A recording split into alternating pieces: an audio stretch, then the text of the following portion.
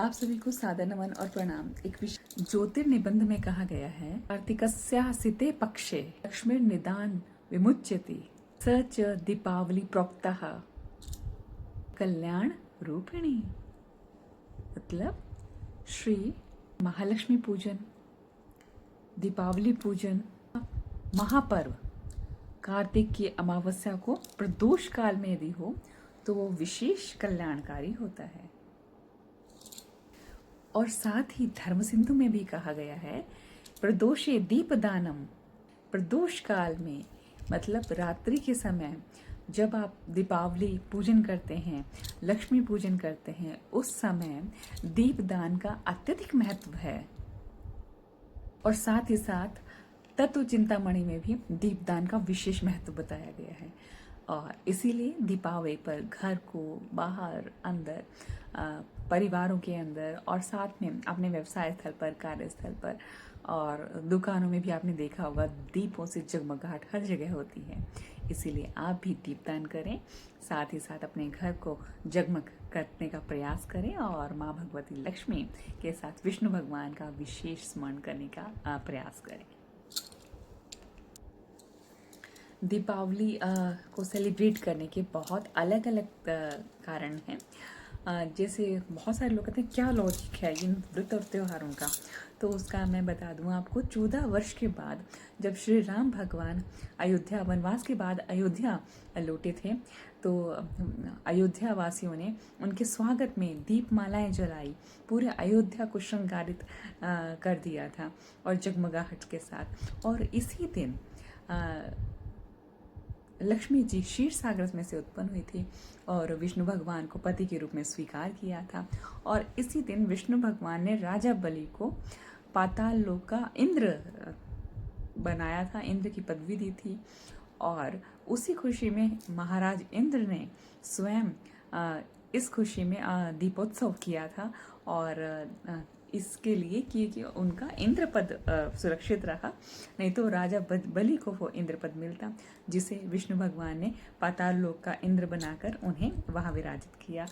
तो लक्ष्मी जी की कृपा के लिए साथ साथ आप आसुरी शक्तियाँ जितनी भी हैं, जैसे रावण रूपी आसुरी शक्तियाँ हैं, उन सब का नाश हो। मन के विकार हैं उनका आप नाश करने का प्रयास करें, क्योंकि जब तक आप अपने मन के अंदर निर्मलता, पवित्रता नहीं लाएंगे, तब तक ईश्वर का स्मरण किया गया सब व्यर्थ है।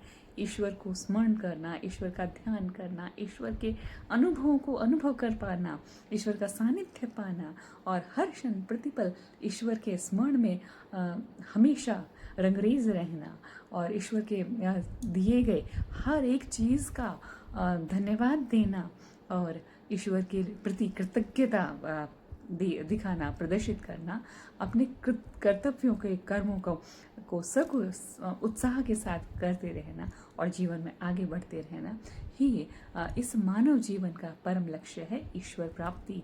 और उसमें हर कर्म को, अपने जीवन के जितने भी कर्तव्य कर्म हैं उनको सकुशल करते हुए और हर्ष उल्लास के साथ आप आगे बढ़ने में ईश्वर का सहयोग तो हमेशा चाहते ही हैं, क्योंकि आपको सुख समृद्धि भी चाहिए, आयु भी चाहिए, आरोग्य भी चाहिए, हर जगह मान यश कीर्ति चाहिए। तो हम ईश्वर को कैसे छोड़ सकते हैं? हम तो क्या, कोई भी जो कहते हैं नास्तिक, वे भी नास्तिक नहीं है, वे भी आस्तिक है। कहीं ना कहीं हर कोई कहीं किसी भी रूप में ईश्वर से जुड़ा हुआ है। वो ईश्वर आपके माता पिता के रूप में भी हो सकते हैं, गुरुजनों के रूप में भी हो सकते हैं, आपको सद्मार्ग की तरफ ले जाने वाला कोई भी व्यक्ति हो सकता है, छोटे भी हो सकते हैं, बड़े भी हो सकते हैं।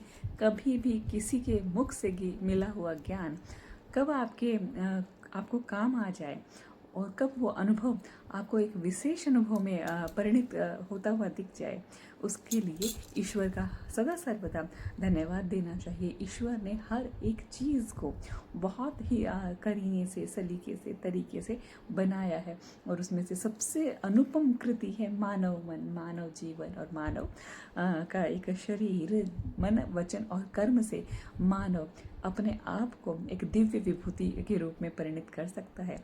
सिर्फ एक ईश्वर की प्राप्ति के लिए आपको एक सतत साधना प्रयास करना पड़ेगा और साथ ही साथ हर समय ईश्वर के प्रति क्यों नहीं समर्पित कर सकते हम? हर पल ईश्वर के प्रति है, हर चीज़ आपको हृदय में, आपके घर के अंदर, आपके परिवार में जो आपको मिले वो भी ईश्वर का बहुत बड़ा उपहार है। तो उस उपहार के लिए धन्यवाद दें। इस दिवाली कुछ खास करें अपनों के लिए, बड़ों के लिए, बच्चों के लिए, सबके लिए उपहार और एक विशेष आत्मीयता, प्रेम, सम्मान बनाए रखें और जीवन में नवतरंग और उत्साह और खुशियों का चारों तरफ माहौल को एक निर्माण करें। आप स्वयं ही खुशियों के दाता हैं, आप स्वयं ही एक उत्साह के वर्धक हैं, आप स्वयं सब कुछ करने में सक्षम हैं। यथा पिंड कहा भी गया है कि इस मानव रूपी शरीर में संपूर्ण विश्व व्याप्त है, तो उस विश्व में प्राण तत्व से कौन है? वो श्री हरि ईश्वर स्वयं मौजूद हैं। तो आप भगवान का, लक्ष्मी नारायण का स्मरण करें और सदगति के लिए और सत्संकीर्तन के लिए, सतवाक्य, सतवाणी, सद्विचार और सद्व्यवहार के लिए प्रयासरत रहें।